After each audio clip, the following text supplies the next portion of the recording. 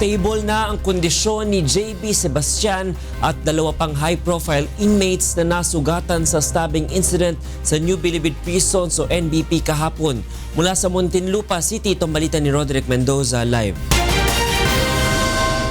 Roderick, go ahead. Magandang gabi, Atty. Reggie. Hindi na nga ililipat ng ospital ang high-profile inmate na si JB Sebastian mula dito sa Medical Center Muntinlupa, kung saan ito nakakonfine kasama ang dalawang high-profile inmate na sina Peter Co at Vicente C.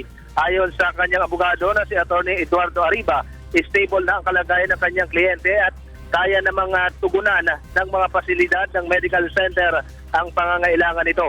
Kinumpirma naman ng abogado na isang opisyal na pagamutan na tumangging magpabanggit ng pangalan na maayos na rin ang kondisyon nila Peter Co at Vicente C.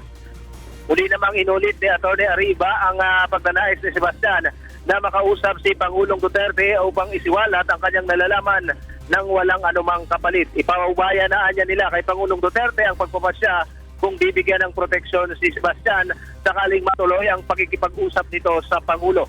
Isang general niya na kumakatawan sa gobyerno ang nakausap na nila tungkol dito, ngunit tumanggi na ang abogado na sabihin kung galing ito sa pulisya o militar o kung aktibo pa ito o kaya referado na sa serbisyo.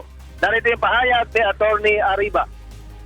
Under the Witness Protection Program, then of course JB would accept it para makita ng presidente that there's no strings attached.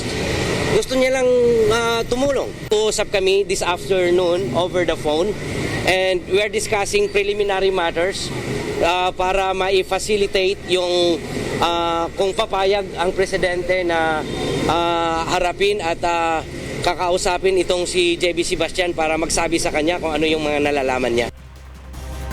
Atty. Reggie, nananatili ng mga bantay sarado ng mga tauhan ng PNP Special Action Force itong paligid nitong pagamutan. Balik sa iyo. Roderick, isang tanong lang, no, yung kung hindi mangyari itong sinasabing pag-uusap ni President Rodrigo Duterte o ng anyone na galing sa pamahalaan with JB Sebastian, handa ba yung abogado ni JB Sebastian at si JB Sebastian na magbigay na lamang ng sworn testimony o affidavit? Wala pa siyang nababanggit tungkol dyan kung sakaling kung ano ang kanilang plano, kung sakaling hindi matuloy itong hiling na pakikipag-usap ni Sebastian dito kay Pangulong Rodrigo Duterte.